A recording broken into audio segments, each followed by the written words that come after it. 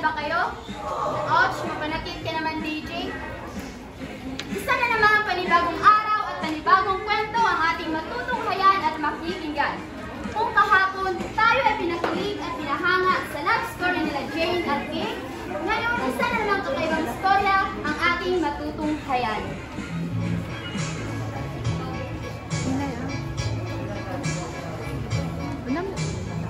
Dear Ate Abby, isang mapagpalang araw sa iyo at sa lahat ng walang sawang tagapakinig sa inyong programang B107.999 Joke FM. Lubos akong nagpapasalamat sapagkat nabigyan ako ng pagkakataon na bahagi ang kwento ng aking buhay. Pagkitago na lamang ako sa pangalang Jessica. At ito ang aking kwento. Sinilang ako sa mundong ito na may pamilyang kinagisnan. May nanay, kapatid, at lola. Ngunit ang isang ama, hindi ko alam kung nasaan ang aking tunay na ama. Siya'y patay o buhay pa ba. Sapagkat kailanman hindi ko ito nakita at di ko naramdaman ang pagmamahal na galing sa pamilya. May pamilya nga, ngunit masarap di kong sabihin. Dahil kung tratuhin man, ay parang hayop na hindi mapakalibangan. Mas mabuti pa yung pusa, pinapakain ng tama, at lubos na kakaramdam ng pagmamahal at aruga sa kanilang mga amo. Bagaman, isa lamang akong daga. Isang daga na kinaiinisan ng lahat. Pilit na pinapalayas o pinapaalis kapag ako ay nasa bahay ng amo. Madalas magnakaw ng pagkain at takot sa isang pusa at uhaw sa kanilang atensyon na maaring ibigay. Ngunit ika nga ng iba, swerte ko pa rin dahil binihisan nila ako. May tinitirahan ako, pinapaaral ako, ngunit sapat ba iyon upang ako'y maging masaya dahil may pamilya? Pamilya kong ituring? Pamilya nga ba?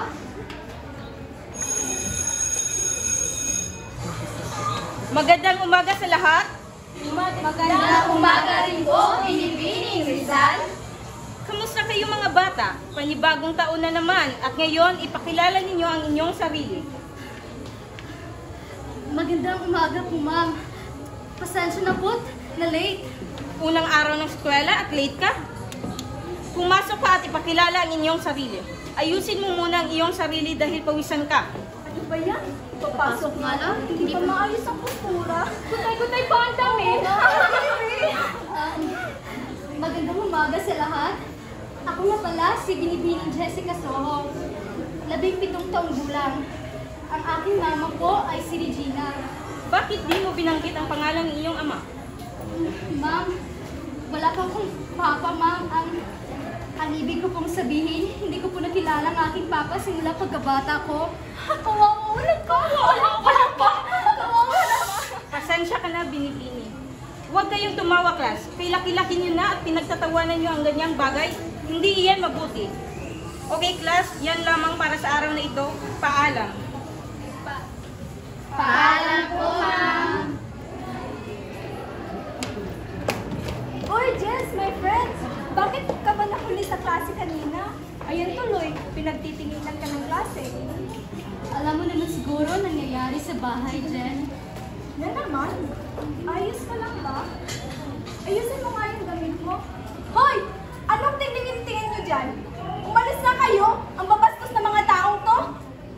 Ay, ano ka ba, Jen? Hayaan mo na sila. Halika na.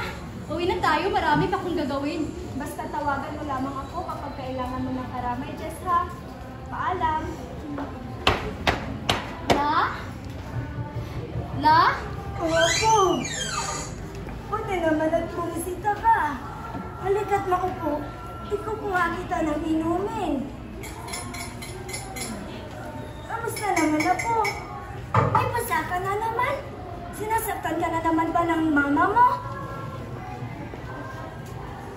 Mainit na naman ang dugo ni Mama sa akin na kapag nakainom po siya, nasasaktan niyo po ako. Hindi ko alam kung bakit palagi nananakit si Mama sa akin na. Mabuti na nga lang at hindi naman sinasaktan ng aking mga kababatang kapatid. Ay, naku, ito talagang si Norma. Hindi na natuto sa buhay at dinadamay ka pa. Halika at kakausapin ko yung mama mo. Huwag na! Huwag masyadong galit at akaiban niyo. Tsaka lang, huwag na talaga.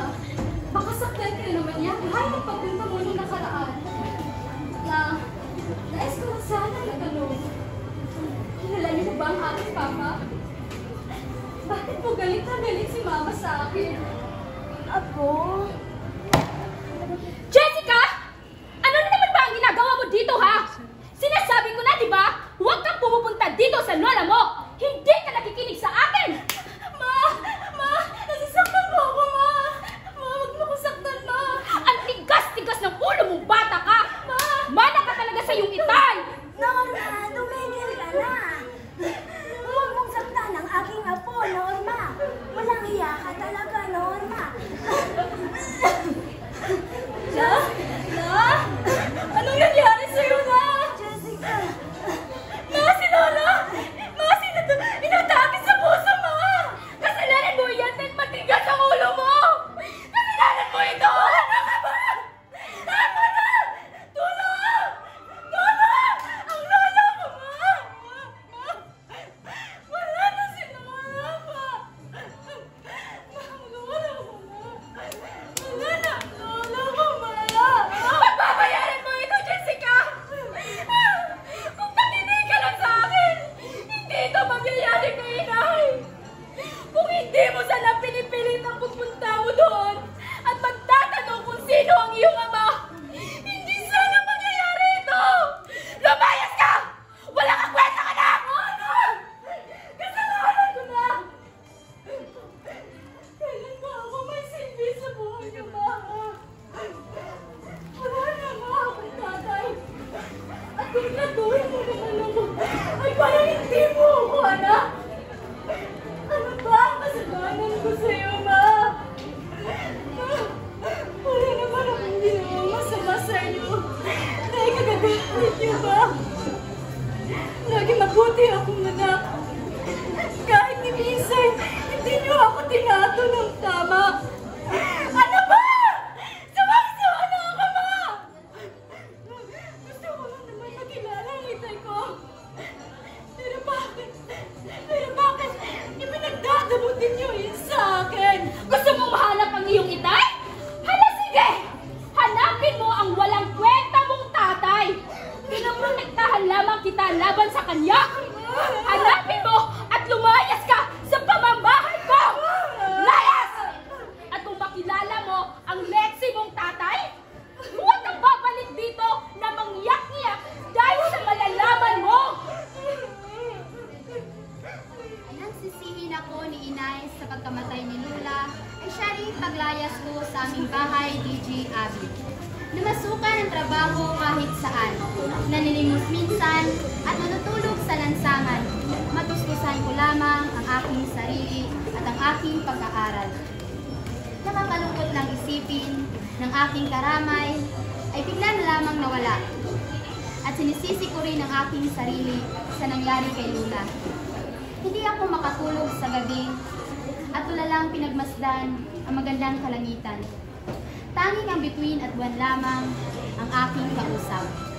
Ang aking karamay, ang tanging may alam sa panlulumo sa mga kaganapan sa aking buhay. Lumipas ang mga araw, ngunit tanging pangalan lamang ni Itay ang aking nasagap. Hindi ko alam kung ano ang kanyang mukha, kung may pamilya pa ba siya, at kung buhay pa ba siya. Oy, Jess, my friend! Ito, may dala akong pagkain para sa'yo. Kain ka muna! Maraming salamat talaga, Jen, ha? Gutom na tugulog talaga ako. Ang huling kain ko ay kagabi pa. Sus, walang problema yun. Ano, may balita ka na ba sa papa mo? Naku, Jen, wala pa talaga eh. Ang alam ko lang, Lim Santos ang kanyang pangalan at nakatira sa kabilang bayan. Saan naman ako kukuha ng pera upang makapunta at hanapin siya doon? Ngayon, nawawalan na ako ng pag-asa. Huwag mo munang isipin yan. Isipin mo ang makapagtapos ka ng pag-aaral. May nakita ka na bang bagong trabaho? Mag-working student ka na lang kaya.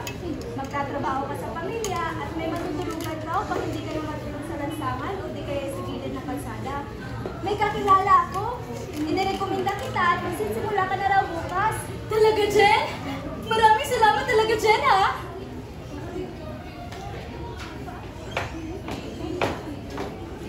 Mabuti at nandyan ka na, Jessica. Linisin mo yung kawali doon dahil gagamitin yun sa pagluluto at kung tapos ka na, ay mag-igib ka na rin ng tubig para may magamit dahil walang laman yung jar.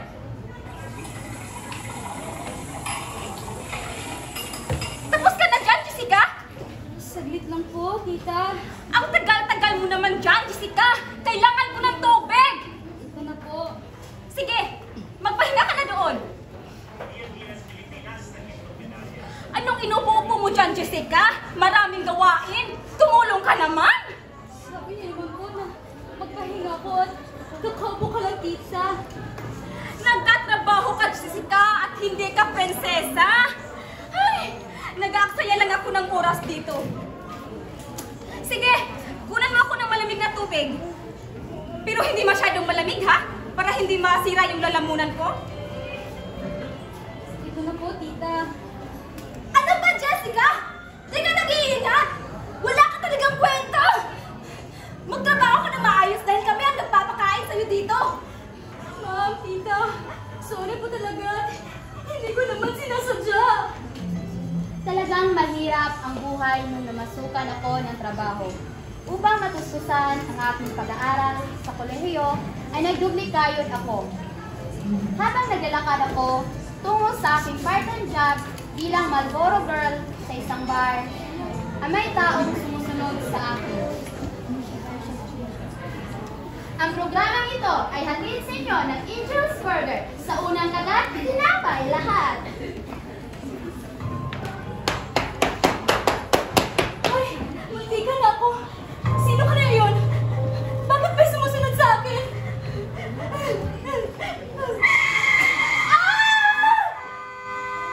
Miss, okay ka lang ba?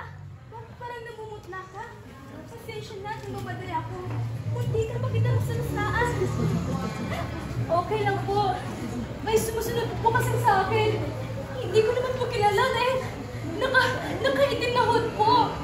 Ah, ganun ba? Saan ka pala pupunta? Sumakay ka lang sa kotse, babawi ko sa akin buwa. Ay, wag na po. Nakakahiya naman. Diyan lang naman po ako sa malapit na bar. Sige na, sakay na. Doon na naman din ang punta ko. Ma'am? Ma'am, do you smoke? Cigar po? Yes, please. Give the change. Ah, talaga po? Ang laki po nito. Wala ka naman. Ang bawi ko naman sa iyo, di ba? Jessica, right? Bakit niyo po ako kilala? Kilala lang. Wala ko lamang. So, Jessica nga. By the way, I'm Jen. Nice meeting you, Miss Jen. Paglipas ng isang buwan, naging customer ko na si Miss Dream sa bar. Sa akin siya palaging bumibili ng sigarilyo at kung minsan hindi naman busy, ay nagkwekwentuhan kami. Itunuring ko na siyang kaibigan at pinikwento ko sa kanya ang pagiging uhaw ko sa pagmamahal kay inay at ang hindi ko pagkikilala sa tunay kong ama. Ika nga niya, tutulungan niya akong mahanap ang aking ama na siya namang ikinagagalak ko. Bagaman, nakilala niya na ako, ay siya namang pagkapanatiling misteryoso niya. Nanahiya akong magtanong sapagkat ang pangalan niya lamang ang tangi kong kilala. Hindi ko na isinaisip yun. At ang mahalaga, magaan ang loob ko sa kanya na tila bang matagal na kaming magkakilala. Cheers! Let's dance! Let's dance!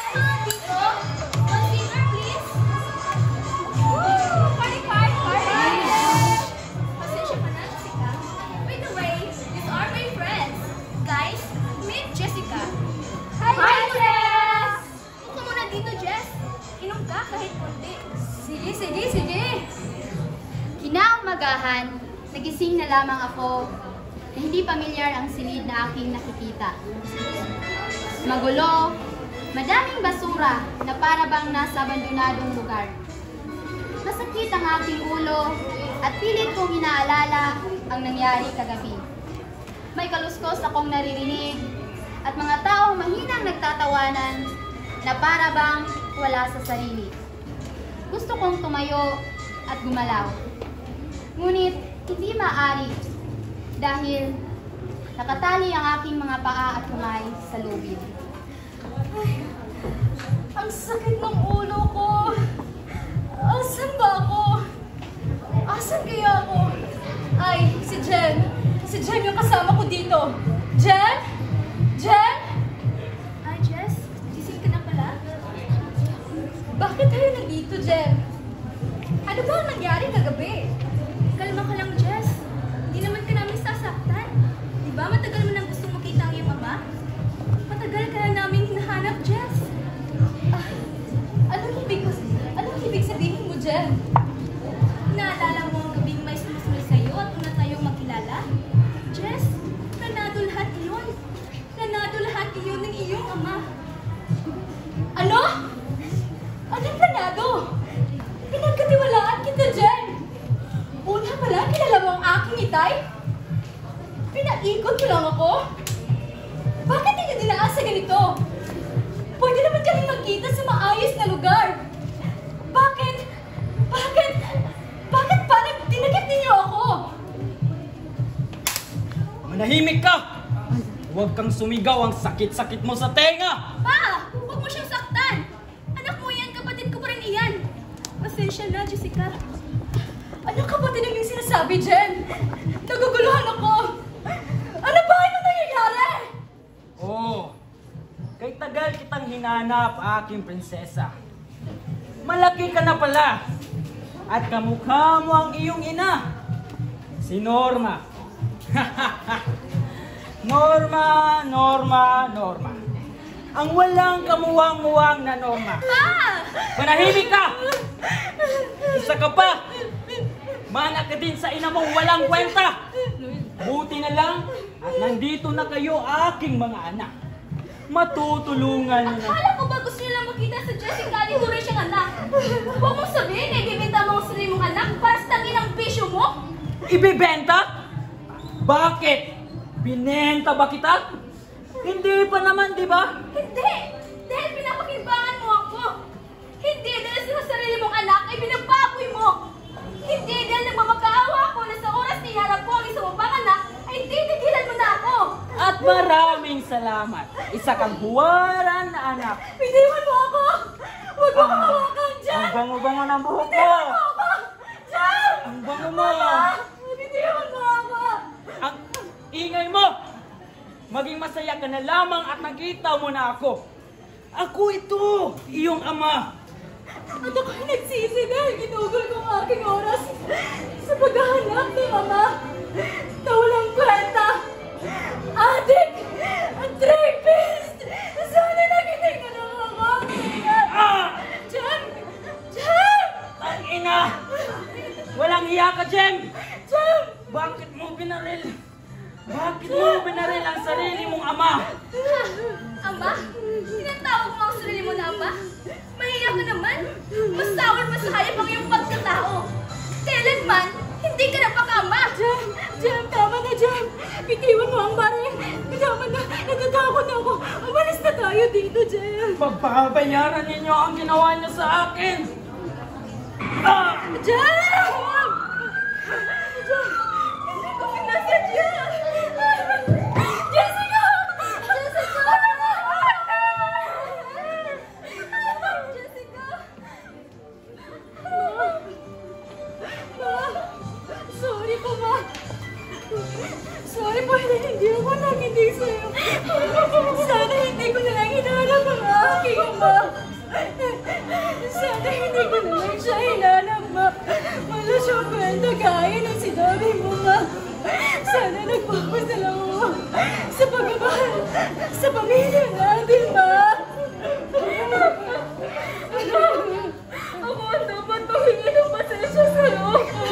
Ma, patawarin mo ako.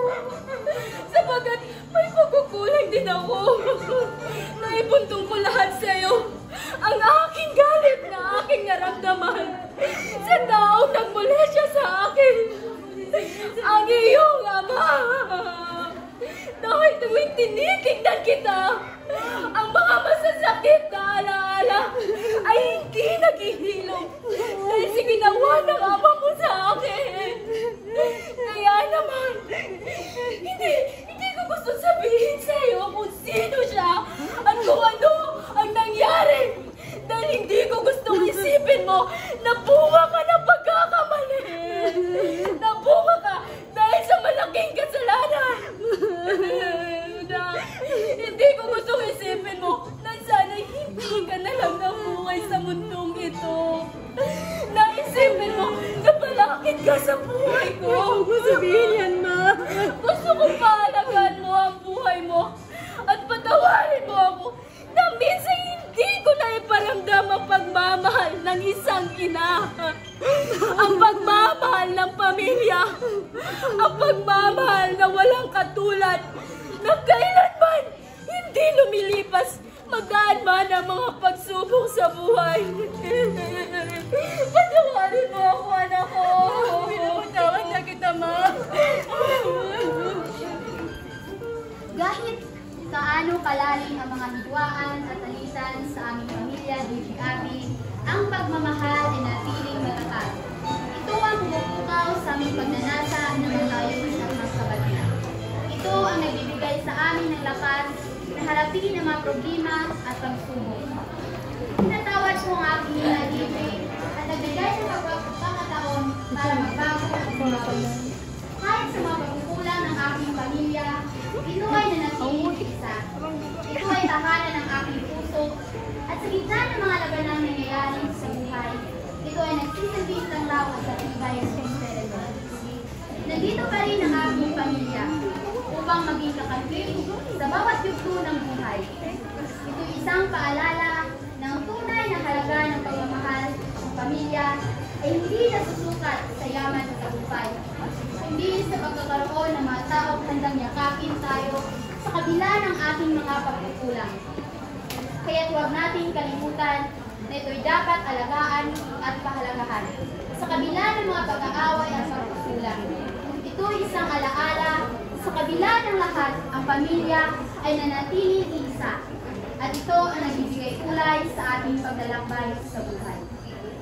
Ikinagagalak kong sabihin na ako po ay nakapagtapos na ng kolehiyo at isa ng licensed professional teacher at nagtuturo ngayon sa isang kilalang universidad sa buhay. At dito po nagtatapos ang aking kwento. Maraming salamat po, DJ Abby. Atin na napakinggan ang kwento ng ating little sender sa araw na ito na si Jess. Naway may natutunan tayong mga aral mula sa tunay na kwento ni Jess, na talaga namang nagpapatunay na ang pamilya ay ang pundasyon ng ating buhay. Dumaan man tayo sa maraming bagyo ng pagsubok, ang pamilya pa rin ang ating magiging saligan. Lagi nating tandaan na ang pagsubok ay parte lamang ng ating buhay. Kumusta naman ang ating mga tagapakinig dyan? Okay lang ba kayo? Yes! Napaantig ba ang inyong puso sa kwentong inyong napakinggan? May kwento rin kayong kapupulutan ng aral. Huwag nang magpatumbik-tumbik na send sa aming email account lit107.999jukjokfm.com or ihatid dito sa aming station, Skina Japan, Biko Gamay, Korea Building 00. Muli, ako ang iyong DJ na hindi pinagpala sa height, ngunit pinagpala sa kadaldalan, IST sa kagandahan. See you tomorrow mga ka-baby para sa ating panibagong istorya ng pag-ibig, pamilya, kaibigan, kapuso, kabarangay at kapatid. Muli,